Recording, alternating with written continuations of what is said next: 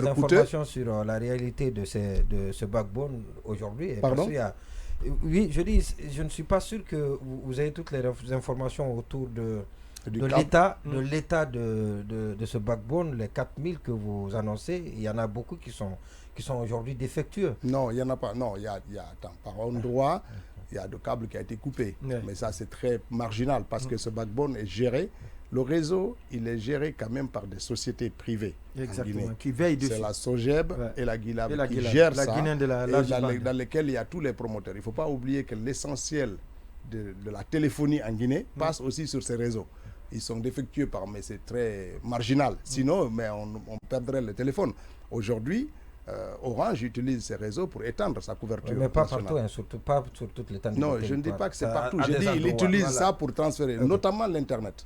L'essentiel de nos connexions Internet passe par le réseau de fibre, parce que c'est là que ça coûte moins cher. Alors, oui, monsieur le ministre, vous avez dépeint tout à l'heure ce que vous allez faire, ce que vous avez fait en si peu de temps, ce que vous allez faire. Il y a un projet qui sommet, c'est le deuxième câble sous-marin. Est-ce que, parce qu'en Guinée, c'est l'un des rares pays qui n'a pas deux câbles sous-marins. C'est un problème, mais d'abord, c'est pas un gros risque en plus. Non, il y a en fait qu'il n'y ait qu'un seul câble sous-marin.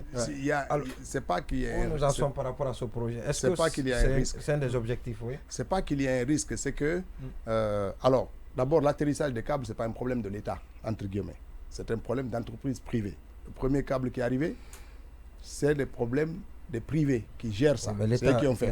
L'État est actionnaire. C'est une entreprise privée dans laquelle l'État est actionnaire. L'État est actionnaire. L'État investit dans ce type de projet pour encourager. Le second câble, il est totalement privé. On a donné une licence pour permettre aux gens d'arriver. Alors, le fait d'avoir un seul câble n'est pas quelque chose de rassurant pour la baisse des prix.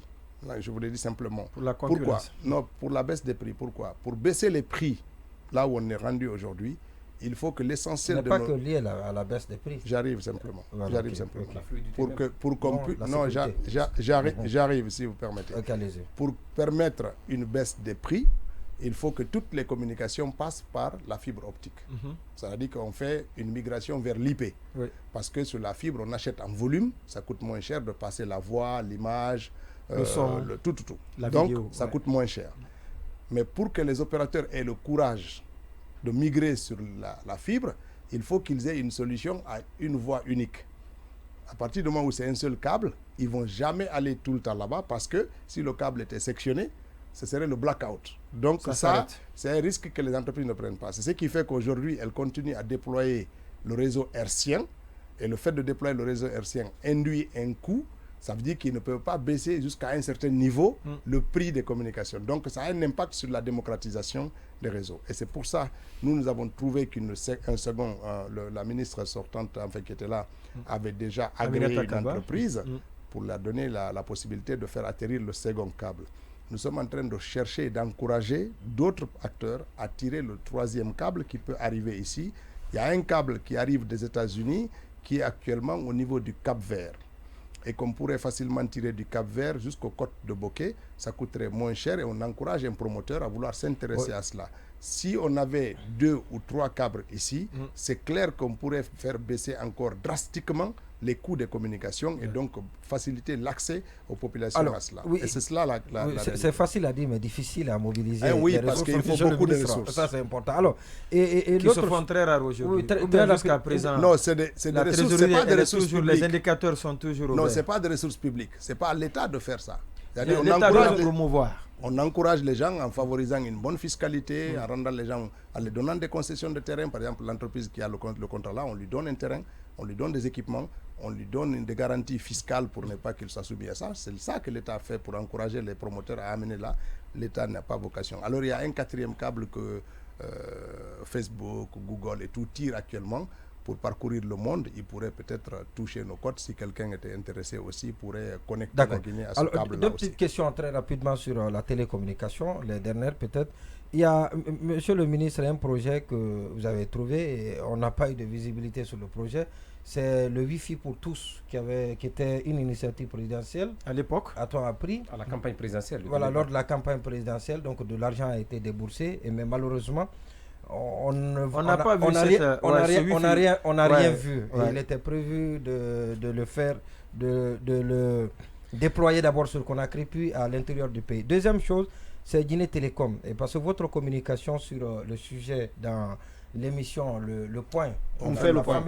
La fameuse émission, on fait le point, voilà. On en parlera tout à l'heure. Alors, donc, a suscité beaucoup de polémiques. Parce que j'ai lu ce passage-là sur le site Guinée 114 qui a interrogé des gens qui vous ont succédé, que vous avez succédé à la tête de ce département, qui disent que l'entreprise n'a pas été créée, contrairement à ce qui a été dit dans cette émission, que vous auriez dit, que l'entreprise n'a pas été créée la société n'a pas été créée à votre temps. Ce que vous avez fait, c'est justement améliorer les statuts. Et l'autre chose, dans la même émission, vous avez dit que Guinée Télécom serait opérationnel d'ici la fin de l'année. Et cependant, vous avez soutenu que c'est difficile de mobiliser les partenaires. Expliquez-nous un peu, parce qu'il y a assez de contradictions autour de ce sujet-là. Je pense que celui qui a écrit là, M. Bonnet, il n'a pas bien compris, il n'a pas écouté. Certainement, il suit l'émission. J'aimerais bien qu'il écoute. D'accord, alors, ce qui se passe, en 2017, la société a été, le décret de création de la société a été promulgué par Alpha Condé, en 2017. Et après, rien. Alors, un décret ne crée pas forcément, il donne le droit de créer. Alors, qu'est-ce que nous, on a fait?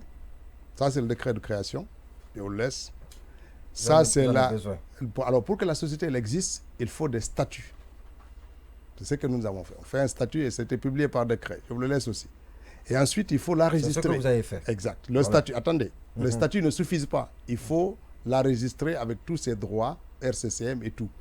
C'est ce qu'on a fait. Et ensuite, il faut lui donner un patrimoine, libérer le capital, 12 milliards. C'est ce que nous avons fait. Et en plus de ça, acquérir des licences. Le capital n'était pas libéré? Non. Il n'y avait rien. Il n'y avait pas, même pas les statuts. Tu ne peux pas libérer un capital, il n'y a pas de statut. Et ça veut dire que pour créer une société, ce n'est pas le décret. C'est les statuts, c'est la RCCM. C'est ça, créer une société. Quand vous voulez créer une société, vous n'avez pas besoin du décret.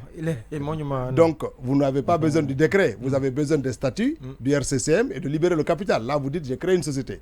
C'est pour ça que nous disons que nous avons créé la société. Donc, les statuts sont là. C'est le colonel Mamadi Doumbouya qui les a fait. La RCCM, nous l'avons fait. Nous avons libéré. C'est pas vous. C'est Mamadi Doumbouya. C'est le colonel qui publie les statuts. Bien sûr. C'est le colonel qui l'a fait. Oui, c'est le président de la République qui publie les statuts de la société. D'accord. C'est le colonel, c'est pas moi. Ouais. Et donc, mais c'est nous qui le...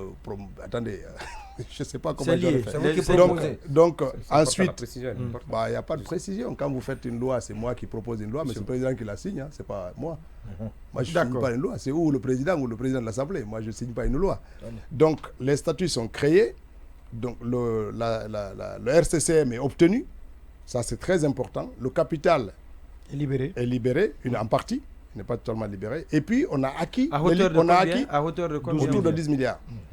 Qui n'est pas totalement libéré, mais c'est en cours de libération. Et ensuite, qu'est-ce qu'on a fait? On a acquis des licences. La licence 2G, 3G et 4G. Ça veut dire qu'aujourd'hui, on peut dire que la société est créée. Parce qu'elle a le droit, elle a un statut, elle a une identité.